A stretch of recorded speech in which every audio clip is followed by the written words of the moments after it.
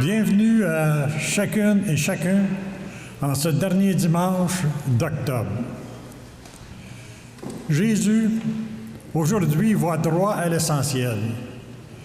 Il nous invite à aimer Dieu de tout notre cœur et notre prochain comme nous-mêmes.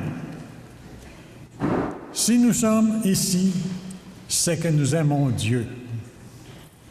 Quant à l'amour du prochain, Jésus nous rappelle que c'est un amour de compassion, de miséricorde, un amour qui se tourne vers le plus petit sans rien attendre en retour, un amour qui va jusqu'à la souffrance pour l'être aimé. N'est-ce pas ça l'amour tel que Jésus l'a vécu? Au cours de cette célébration, rendons grâce à Dieu qui nous aime tels que nous sommes et demandons-lui de nous rendre plus attentifs aux étrangers, aux pauvres, aux souffrants, aux mal-aimés. Je vous invite à vous lever.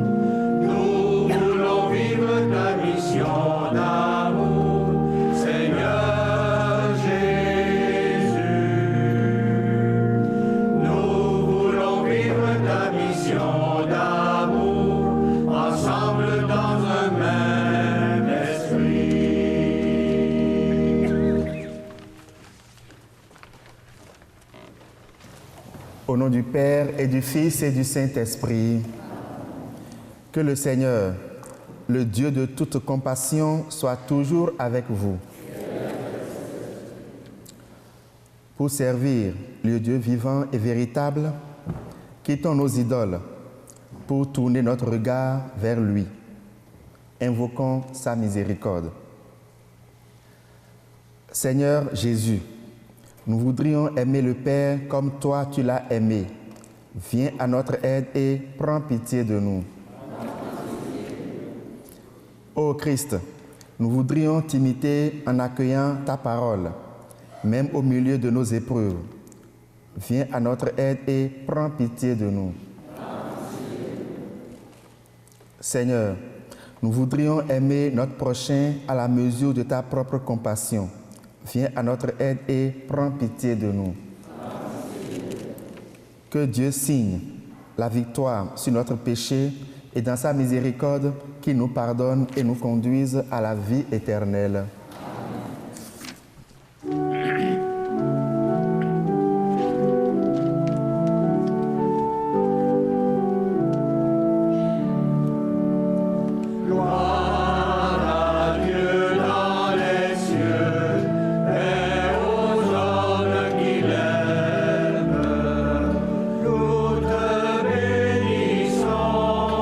Nous te glorifions, autant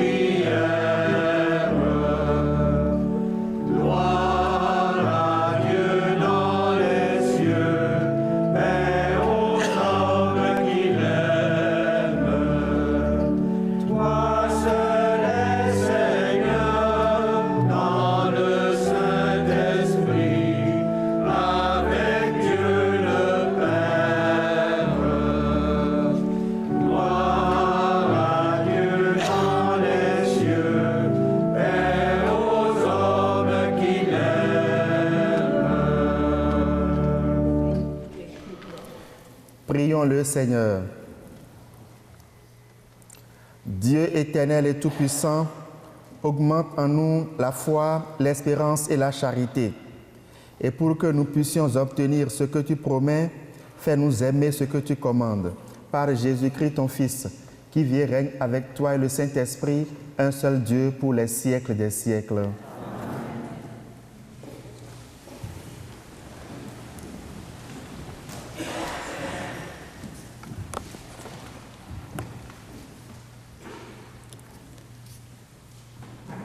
Lecture du livre de l'Exode.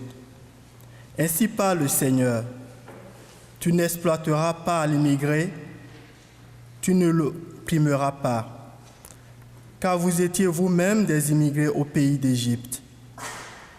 Vous n'accablez pas la veuve et l'orphelin. Si tu les accables et qu'ils crient vers moi, j'écouterai leurs cris. Ma colère s'enflammera et je vous ferai périr par l'épée. Vos femmes deviendront veuves et vos fils orphelins. Si tu prêtes de l'argent à quelqu'un de mon peuple, à un pauvre parmi tes frères, tu n'agiras pas envers lui comme un usurier. Tu ne lui imposeras pas d'intérêt. Si tu prends en gage le manteau de ton prochain, tu ne lui rendras avant le coucher du soleil. C'est tout ce qu'il a pour se couvrir. C'est le manteau dont il s'enveloppe, la seule couverture qu'il ait pour dormir. S'il crie vers moi, je l'écouterai, car moi, je suis compatissant. Parole du Seigneur.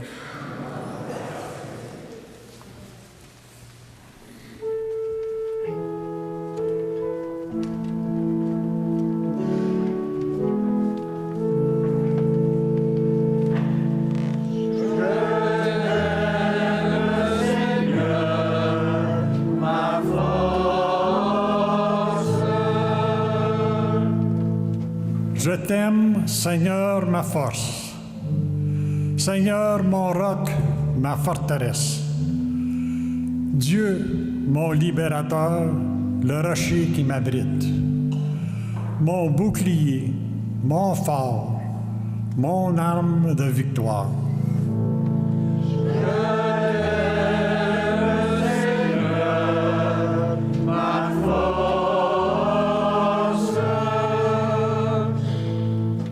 Louange à Dieu quand je fais appel au Seigneur. Je suis sauvé de tous mes ennemis. Lui m'a dégagé, mis au large. Il m'a libéré car il m'aime.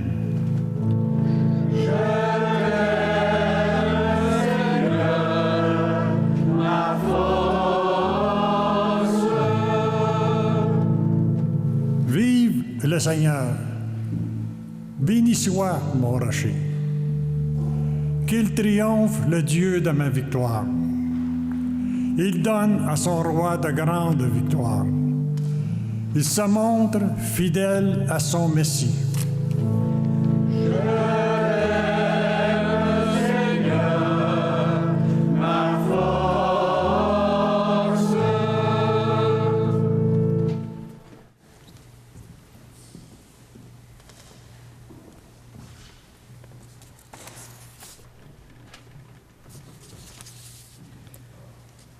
Lecture de la première lettre de Saint Paul apôtre aux Thessaloniciens. Frères,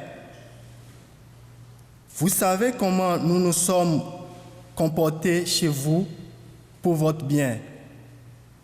Et vous-même, en fait, vous nous avez imités, nous et le Seigneur, en accueillant la parole au milieu de bien des épreuves, avec la joie de l'Esprit Saint. Ainsi, vous êtes devenus un modèle pour tous les croyants de Macédoine, de Grèce. Et ce n'est pas seulement en Macédoine et en Grèce, qu'à partir de chez vous, la parole du Seigneur a retenti. Mais la nouvelle de votre foi en Dieu s'est si bien répandue partout que nous n'avons pas besoin d'en parler.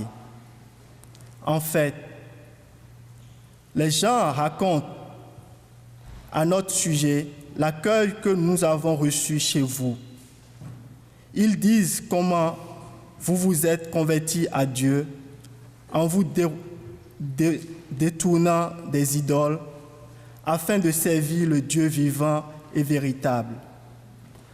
Et enfin d'attendre des cieux son Fils qu'il a ressuscité d'entre les morts, Jésus, qui nous délivre de la colère qui vit. Parole du Seigneur.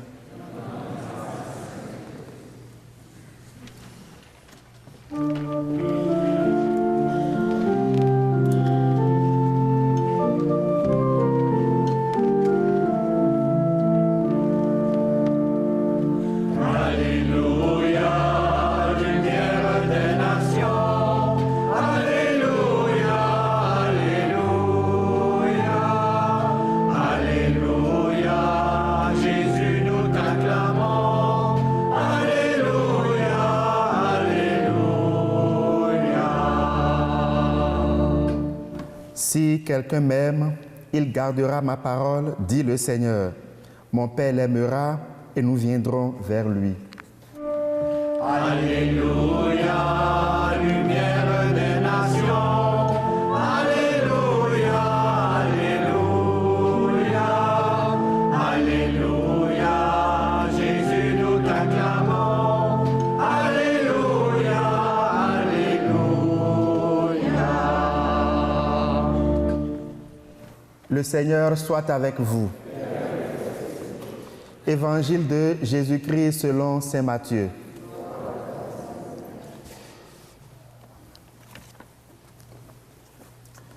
En ce temps-là, les pharisiens, apprenant que Jésus avait fermé la bouche aux Sadducéens, se réunirent.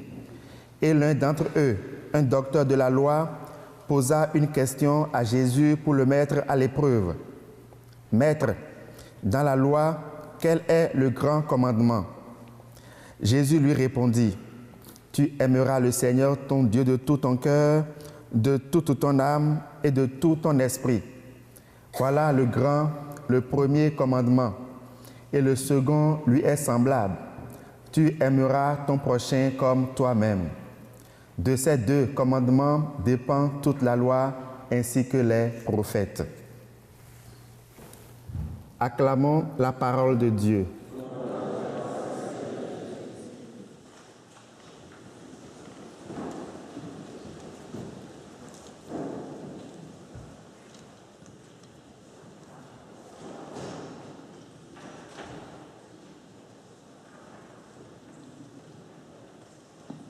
Le dimanche dernier, il était question de l'impôt à payer à César. Dans l'Évangile selon Matthieu, il s'en est suivi un épisode, celui qui porte sur la discussion entre Jésus et les Sadducéens sur la résurrection des morts. Nous comprenons donc pourquoi l'Évangile de ce jour commence par les pharisiens ayant appris que Jésus a fermé la bouche aux Sadducéens se réunir. Faut-il payer l'impôt à César? Faut-il croire à la résurrection des morts? Quel est le plus grand commandement? Toutes ces questions sont importantes. Malheureusement, elles proviennent de personnes mal intentionnées. Ils ne sont pas à la recherche de la vérité, ils voulaient juste tendre un piège à Jésus. Quel est le commandement le plus grand? Reconnaissons-le tout de même, c'est une question très pertinente. Déjà nous-mêmes, dans la vie ordinaire, lorsqu'au cours d'une journée ou dans une période donnée, nous avons tellement de choses à faire et que nous nous mélangeons, on se demande quel est le plus important et on le fait au détriment des autres. Au temps de Jésus, il y avait 613 préceptes et le juif, malgré toute sa bonne volonté de les respecter, se mélangeait. alors c'était quand même normal qu'on recherche ce qui est le plus important. Alors la question que les pharisiens ont posée est une question très pertinente. Et du coup, Jésus laisse de côté la perversité de leur cœur qui les a poussés à l'interroger et il répond comme il faut à la question. Et sa réponse est à la fois ordinaire, généreuse et surprenante. Pourquoi ordinaire? Parce que Jésus a utilisé dans sa réponse 2 préceptes qui sont déjà connus. Tu aimeras ton Dieu de tout ton cœur. Tu aimeras ton prochain. Cela est déjà inscrit dans les préceptes, dans les Saintes Écritures. Donc en le disant, Jésus n'a rien apporté vraiment aux pharisiens en évoquant ces 2 préceptes. Et c'est en cela que sa réponse est ordinaire. Sa réponse est généreuse. Pourquoi? Parce qu'il est allé au-delà de ce que les pharisiens attendaient. Eux, ils voulaient juste le grand commandement, le plus grand. Mais Jésus, lui, il a donné le résumé de tous les commandements. Il a donné, disons, la quintessence, le fil conducteur, le nerf sciatique de toute la loi. C'est pourquoi à la fin, il dit, de ces 2 commandements dépendent toute la loi et même les prophètes. Donc Jésus est allé au-delà de ce que les pharisiens recherchaient. Sa réponse est surprenante. Pourquoi? À cause du rapport qu'il a établi entre l'amour pour Dieu et l'amour pour le prochain. Et c'est ça qui a fait scandale pour les pharisiens. Parce que Jésus a mis sur un même pied, sur un pied d'égalité, l'amour pour Dieu et l'amour pour le prochain. Il a presque mis l'homme au rang de Dieu, comme l'a d'ailleurs évoqué le psaume 8. Tu l'as voulu un peu moindre qu'un Dieu, parlant de l'être humain. Et ça a fait vraiment scandale chez les pharisiens que Jésus puisse mettre l'homme au rang de Dieu. Remarquons que dans la parabole du jugement dernier, lorsque les justes ont demandé au roi, « Seigneur, quand est-ce qu'on t'a vu? Tu avais faim et on t'a donné à manger. Tu avais soif, on t'a donné à boire. Tu étais nu, on t'a habillé. Tu étais un étranger, on t'a accueilli. Tu étais malade ou en prison, quand sommes-nous venus jusqu'à toi? » Et il leur a répondu, « Chaque fois que vous l'avez fait, à l'un de ces petits qui sont mes frères, c'est à moi que vous l'avez fait. » Donc déjà là, Jésus s'est identifié à toute personne humaine dans le besoin. Dans l'évangile de Saint Matthieu, il dit quelque part, « Tout ce que vous refuserez à l'un de ces petits, c'est à moi que vous l'avez refusé. » Et dans sa première lettre, Saint Jean disait, « Celui qui dit « J'aime Dieu » et qui n'aime pas son frère est un menteur. » Comment tu n'aimes pas ton frère que tu vois et c'est Dieu que tu ne vois pas que tu vas aimer? Il trouve que cette personne est un menteur. Tout cela pour montrer que l'amour de l'homme et l'amour de Dieu, ça va de pair. Dans son encyclique Centesimus Annus, le pape Léon XIII disait ceci, « L'homme est la route de l'Église », pour dire que l'homme est la route que l'Église doit parcourir, est la route que les chrétiens doivent parcourir pour atteindre Dieu. Il n'y a pas 2 amours. L'amour pour Dieu et l'amour pour l'homme ne font qu'un seul amour. Ils ne sont même pas en concurrence. Il n'y a pas question de choisir l'amour pour Dieu contre l'amour pour l'homme. Ce n'est pas une concurrence, c'est un seul et même amour. Et moi, souvent, lorsque je lis cet évangile, ça me fait penser à quelque chose de chez moi, en Afrique, au Bénin. La pièce de monnaie, une pièce de monnaie, lorsque on sait bien que la pièce a 2 faces, il est face. Alors lorsqu'une face est abîmée, elle lisse, parce qu'à force de l'utiliser, ça s'use.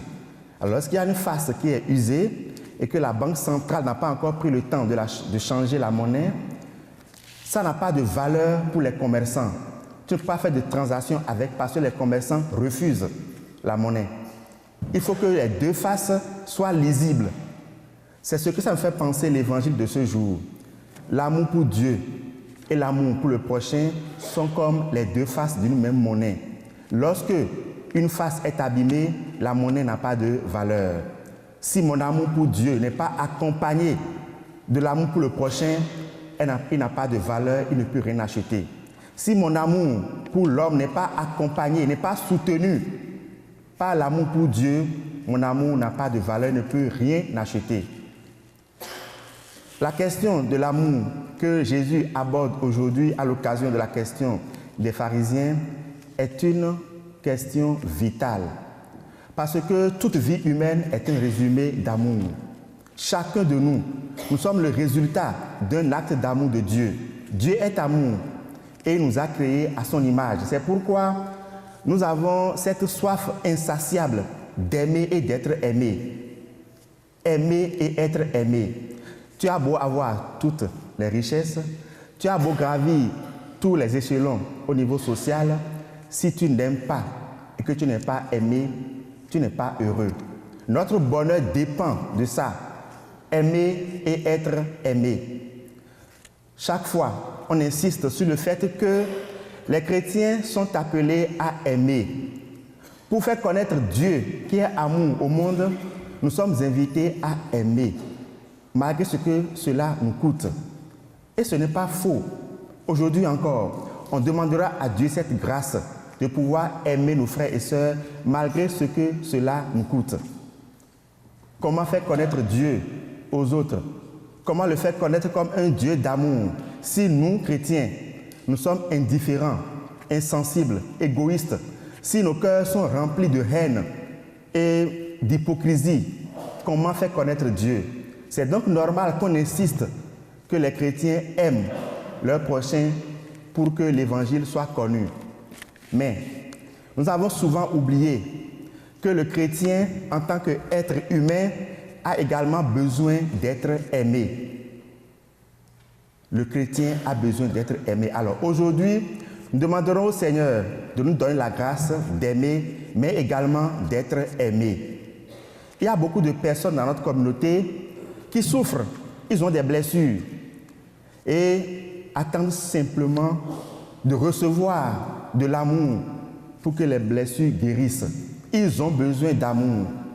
Et tous, autant que nous sommes, nous avons besoin d'amour.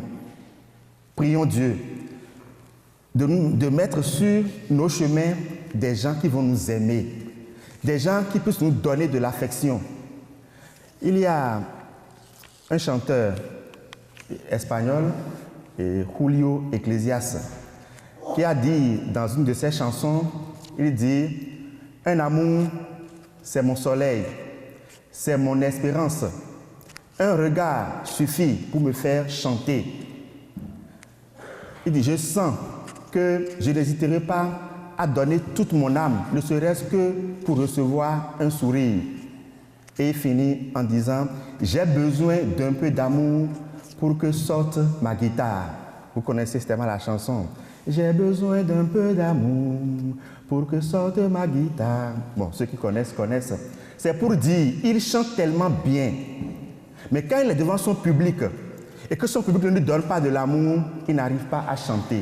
Il lui faut un peu d'amour pour réveiller en lui tout son potentiel. Le chrétien a besoin d'être aimé pour que le potentiel d'amour que Dieu a mis en lui s'éveille. Nous avons besoin d'être aimés. Prions Dieu de mettre sur nos chemins des gens qui vont nous aimer véritablement, qui vont nous donner de l'amour, qui vont mettre du soleil dans notre vie pour que le soleil qu'est Dieu et qui est en nous puisse s'éveiller. Prions les uns pour les autres, que le Seigneur fortifie notre foi, notre charité et également notre espérance. Amen.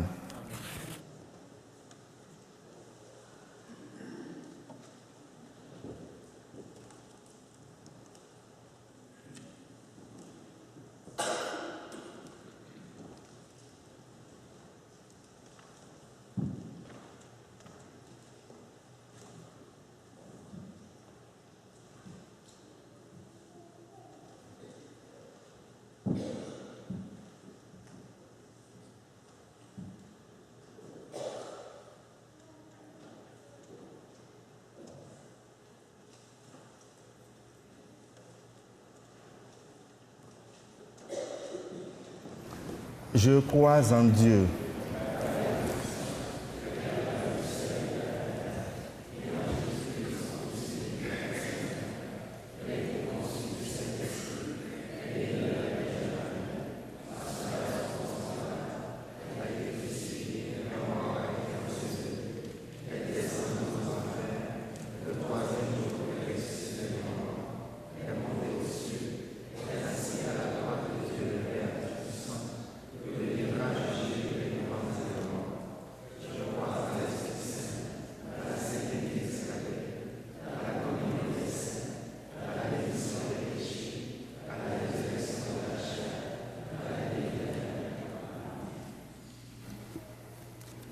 Quand l'amour inspire notre prière, celle-ci nous ouvre irrésistiblement au monde et aux besoins des pauvres.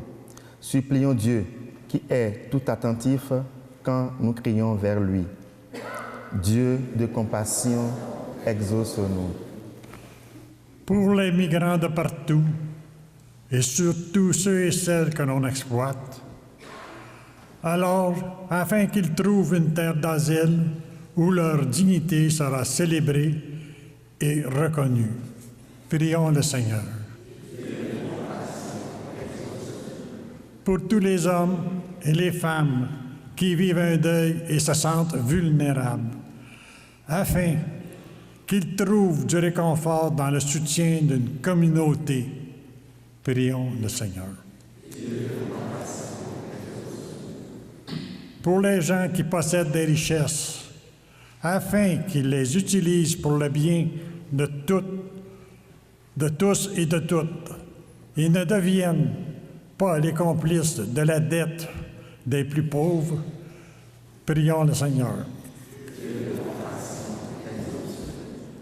Pour les personnes sans abri, pour celles qui cet hiver n'auront qu'une couverture pour se protéger du froid, afin qu'elles trouvent un peu de chaleur dans le regard bienveillant de ceux et celles qu'elles croiseront sur leur route, prions le Seigneur. Pour nos familles, nos collègues de travail et les membres de notre communauté, afin que partout résonne l'appel à un amour toujours plus grand les uns pour les autres, prions le Seigneur. Seigneur, notre force, c'est de tout notre cœur que nous t'adressons notre prière. Malgré sa pauvreté, daigne l'exaucer à la mesure de ton amour pour nous, par Jésus le Christ, notre Seigneur. Amen.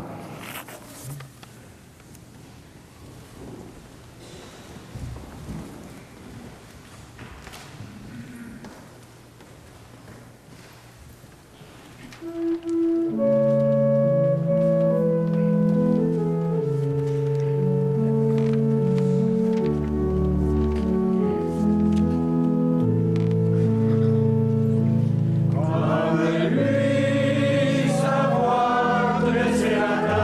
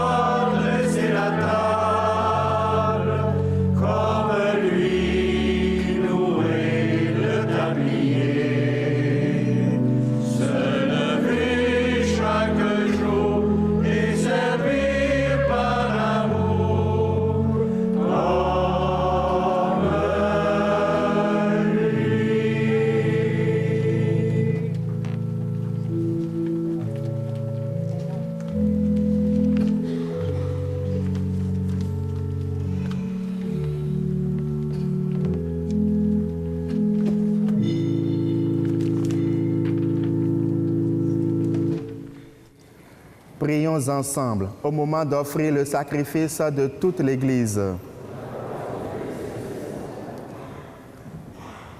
Regarde les présents déposés devant toi, Seigneur notre Dieu. Permets que notre célébration contribue d'abord à ta gloire par Jésus le Christ, notre Seigneur.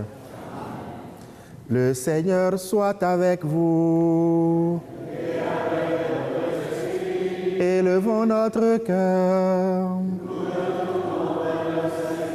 Rendons grâce au Seigneur notre Dieu. Vraiment, il est juste et bon de te rendre gloire, de t'offrir notre action de grâce, toujours et en tout lieu, à toi, Père très saint, Dieu éternel et tout-puissant. Oui, nous le reconnaissons. Afin de secourir tous les humains, tu mets en œuvre ta puissance et tu te sers de notre condition mortelle pour nous affranchir de la mort. Ainsi, notre existence périssable devient un passage vers le salut par le Christ notre Seigneur. C'est par lui que les anges, assemblés devant toi, adorent ta gloire. À leur hymne de louange, laisse-nous joindre nos voix pour chanter et proclamer.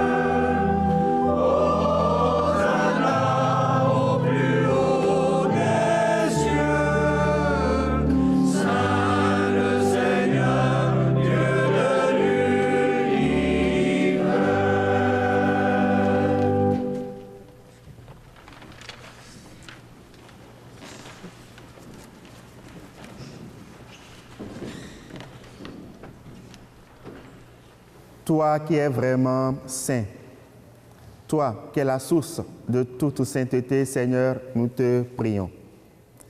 Sanctifie ces offrandes en répandant sur elles ton esprit, qu'elles deviennent pour nous le corps et le sang de Jésus le Christ, notre Seigneur. Au moment d'être livré et d'entrer librement dans sa passion, il prit le pain, il rendit grâce, il le rompit et le donna à ses disciples en disant : « Prenez et mangez-en tous, ceci est mon corps livré pour vous. »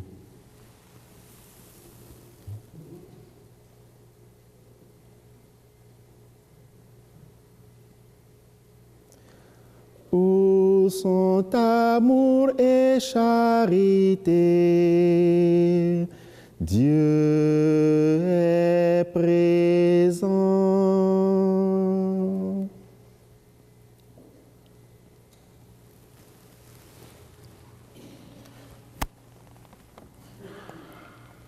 De même, à la fin du repas, il prit la coupe.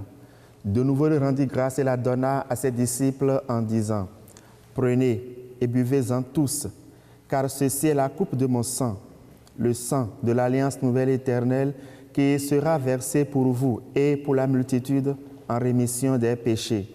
Vous ferez cela en mémoire de moi. »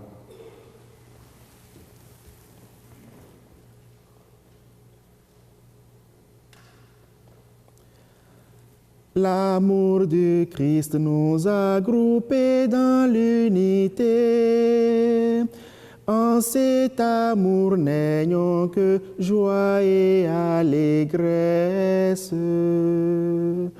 Où sont amour et charité?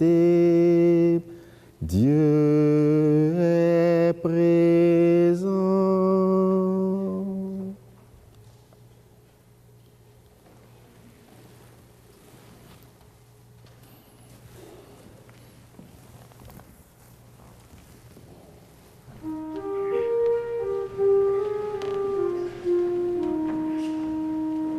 Il est grand le mystère de la foi.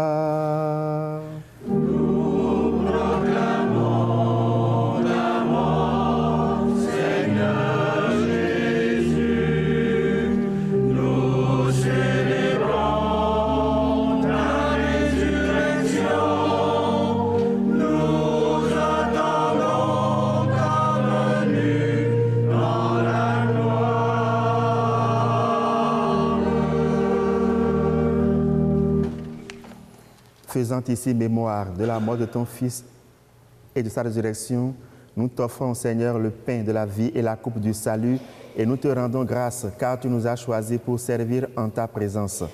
Humblement, nous te demandons qu'en ayant part au corps et au sang du Christ, nous soyons rassemblés par l'Esprit Saint en un seul corps.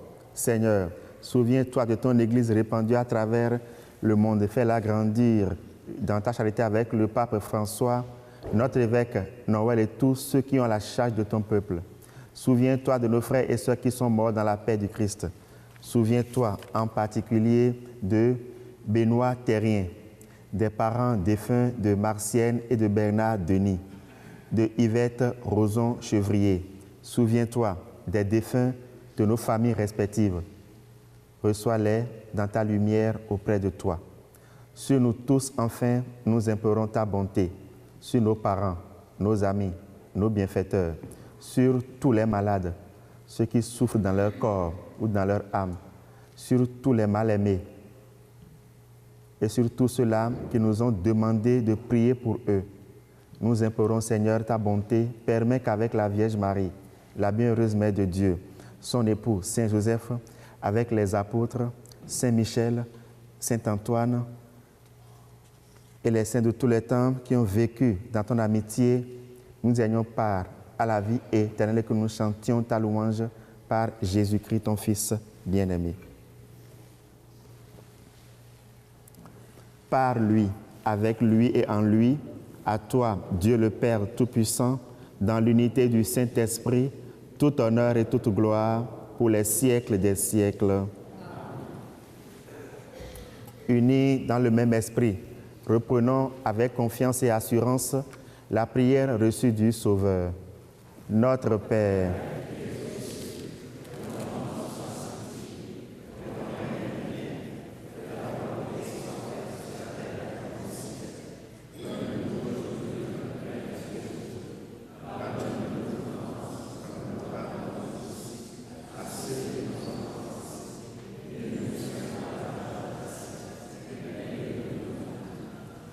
délivre-nous de tout mal, Seigneur, et donne la paix à notre temps.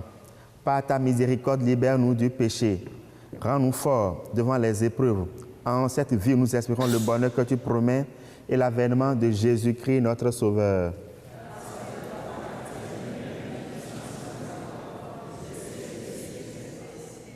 Seigneur Jésus-Christ, tu as dit à tes apôtres, je vous laisse la paix, je vous donne ma paix. Ne regarde pas nos péchés, mais la foi de ton Église, pour que ta volonté s'accomplisse dans lui tout cette paix et conduis-la vers l'unité parfaite, toi qui règnes pour les siècles des siècles. Amen. Que la paix du Seigneur soit toujours avec vous. Dans la charité du Christ, donnons-nous un signe de paix.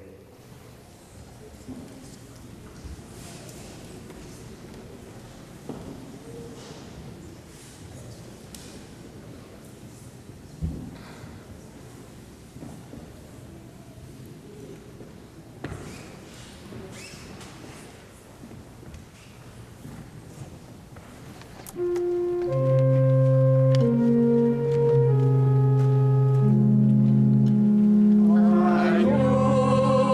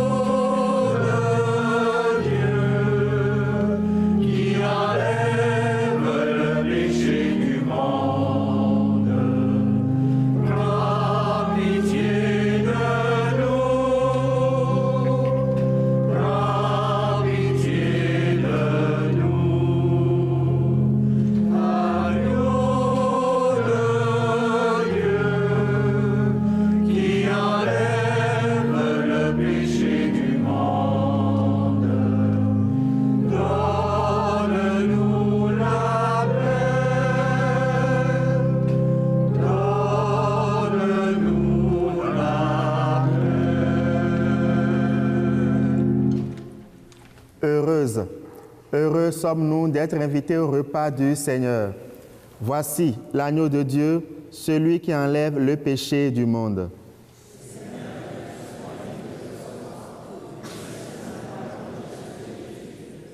Le corps et le sang du Christ nous gardent pour la vie éternelle.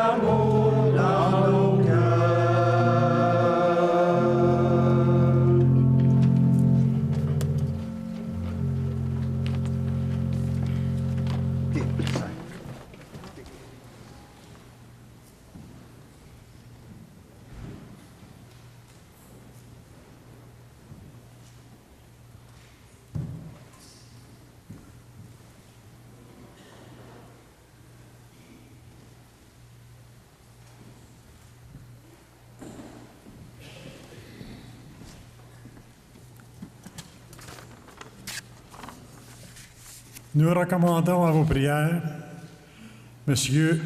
Régent Boyer, 72 ans. Les funérailles seront célébrées à 14 heures, samedi le 4 novembre, en l'église Saint-Michel. Il y aura accueil pour la famille à compter de 12 heures. Ne pas oublier qu'à partir du 4 novembre, les messes du samedi soir seront à l'église Saint-Michel jusqu'en avril.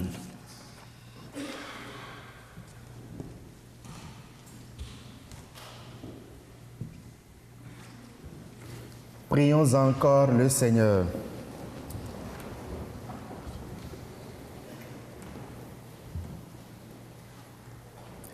Que tes sacrements, Seigneur, achèvent de produire en nous ce qu'ils signifient, afin que nous entrions un jour en pleine possession du mystère que nous célébrons dans ces rites. Par Jésus, le Christ, notre Seigneur. Le Seigneur soit avec vous. Et que Dieu Tout-Puissant vous bénisse, le Père, le Fils et le Saint-Esprit. Allez dans la paix du Christ. Bon dimanche à tous.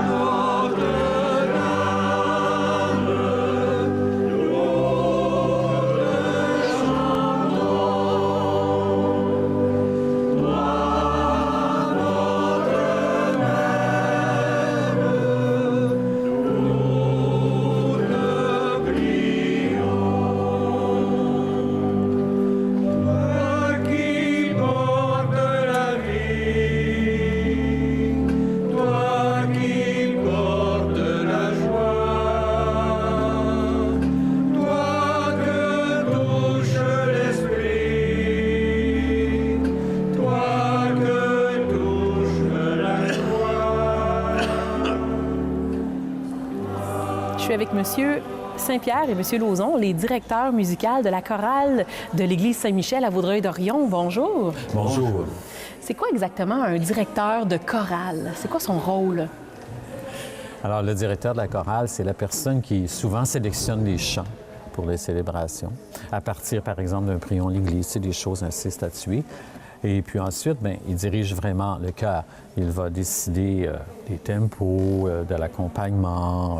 Il les dirige vraiment, là, quand partir, tout ça. Parce que c'est un chœur amateur et la plupart du temps, la majorité des personnes ne lisent pas la musique dans les chœurs amateurs. Alors, ça repose plus sur le directeur de leur vraiment les bien guider et naturellement accompagné de l'organiste. La chorale, justement, de l'Église Saint-Michel, c'est une chorale bénévole, c'est des citoyens, c'est des personnes qui ont envie de s'impliquer dans leur Église puis qui aiment chanter, j'imagine. Certainement. La chorale de Saint-Michel est composée de toutes ces personnes-là qui donnent de leur temps, qui savent chanter et qui veulent participer à l'animation paroissiale, apporter leur contribution au succès de la célébration. Alors, les pratiques à nos âges, on ne fait plus des soirées de longue durée. On se regroupe tôt avant la messe, on prend une demi-heure ou 3/4 d'heure, et on repasse les chants afin de les mettre à point, que les gens puissent dire les bonnes paroles au bon moment, avec des variations dans le rythme, dans le fortissimo ou encore dans la douceur, parce que c'est un chant religieux. Il faut exprimer ses sentiments intérieurs et accompagner les gens qui viennent ici pour prier afin de les guider et de soutenir leur demande, leur état d'âme. Alors, on essaie de faire de notre mieux. Puis on est chanceux parce que la chorale est accompagnée d'un orgue qui a quand même un certain nombre d'années. Oui, l'orgue Mitchell date de 1871 et complètement restauré avec son son d'origine. On est vraiment chanceux. Et tout l'ensemble aussi de l'Église est magnifique. Ça l'invite vraiment au recueillement. C'est une splendeur extraordinaire. Nous avons cette opportunité de chanter dans un lieu qui est recherché pour les grandes personnes avec des voix cultivées. Ils viennent ici à Saint-Michel Ils viennent donner leur spectacle. On a vu M. Véro et le dernier, le plus récent, là, le ténor, là, qui tient des rôles clés à la Place des Arts. Alors, il est venu donner des spectacles ici à Saint-Michel afin que les personnes puissent bien profiter de cette atmosphère religieuse et des traits adaptés pour le son. C'est un privilège de pouvoir chanter dans l'église ici, qui est un joyau du patrimoine, qui est une église qui date de la Nouvelle-France, là. Pratiquement 1783. Qu'est-ce qui la distingue, l'église, par rapport à peut-être à Sainte-Trinité ou à d'autres églises de la paroisse? On ne parle pas du tout de la même époque, Sainte-Trinité. Ici, qu'est-ce qui la distingue aussi? C'est toute son ornementation structurelle, sculpturale. On a du Liébert. C'est l'œuvre de Liébert la plus conservée à travers tout le Québec que nous avons ici. Même si 3 grands sculpteurs ont passé ici, ils ont toujours gardé l'unité de Liébert pour compléter le travail. C'est ce qui fait un magnifique résultat. On peut avoir justement dans les œuvres ou même dans l'architecture des trompe-œil un peu partout dans l'église. Qu'est-ce que c'est exactement les trompe-œil? Un trompe-œil, c'est une technique. Les gens aujourd'hui pensent qu'ils ont inventé ça avec les jeux vidéo, là, mais c'est pas ça du tout. D'accord? C'est M. Meloche, il possédait très bien la technique encaustique en utilisant des couleurs d'ocre et de gris avec des ombrages qui donnent vraiment l'aspect trompe-l'œil. On croit que les pilastres, les ornementations sont dimensionnées, mais si on les regarde, elles sont plates. Tout est plat. Ça donne un effet de profondeur. On imite le bois, on imite le marbre. Bien, finalement, c'est peint. Tout est peint d'une façon assez complétée. Et il n'a pris, incroyable, pour tout peindre ce que vous voyez, 6 mois seulement. C'est un travail titanesque. C'est magnifique. J'espère que la chorale va longue vie à la chorale. Puis j'imagine que vous cherchez toujours de la relève ou d'autres personnes qui peuvent se joindre à la chorale. Au début d'année, on fait un appel aux gens qui ont du temps, qui viennent d'abord ici dans ce lieu pour prier et on les invite à venir se joindre à nous. Il n'y a pas de prix à charger pour ça, pour entrer dans la chorale paroissiale. C'est une invitation à venir bénévolement et ensemble, on se regroupe. On essaie d'améliorer la ténacité du groupe et en même temps aussi le son produit et l'accompagnement aux cérémonies religieuses. En début d'année, on invite toujours des personnes disponibles, qui ont du temps et qui peuvent se joindre à nous. Et quels sont les gens qui répondent? Ceux qui sont déjà occupés. Parce qu'on dit que quand on est occupé, on trouve toujours un petit temps pour un événement que l'on connaît et qui aiment la musique. Alors, ceux qui viennent à la paroisse et qui acceptent de venir, on ne leur demande pas des longues heures de pratique, on demande de repasser ensemble pour faciliter l'exécution et soutenir la piété de la foule. Et je regarde et j'entends même les gens à la sortie. « Ah, vous avez bien chanté. Telle chose, ça m'a frappé. » Alors, on est ici comme ça, justement, on regarde la personne qui a assisté à notre spectacle, qu'on peut dire, religieux. Il nous loue ou encore il nous corrige, bien des fois. On est favorable à la critique et on est bien content aussi de voir que ça les intéresse et ça supporte leur foi. Fait que la seule règle, si je comprends bien, c'est aimer chanter. Exactement. Aimer le chant choral. Merci beaucoup de votre temps. Puis, en espérant vous entendre dimanche prochain, soit sur les ondes télé ou sur place à l'église Saint-Michel. Merci. Ça nous a fait plaisir. Merci beaucoup.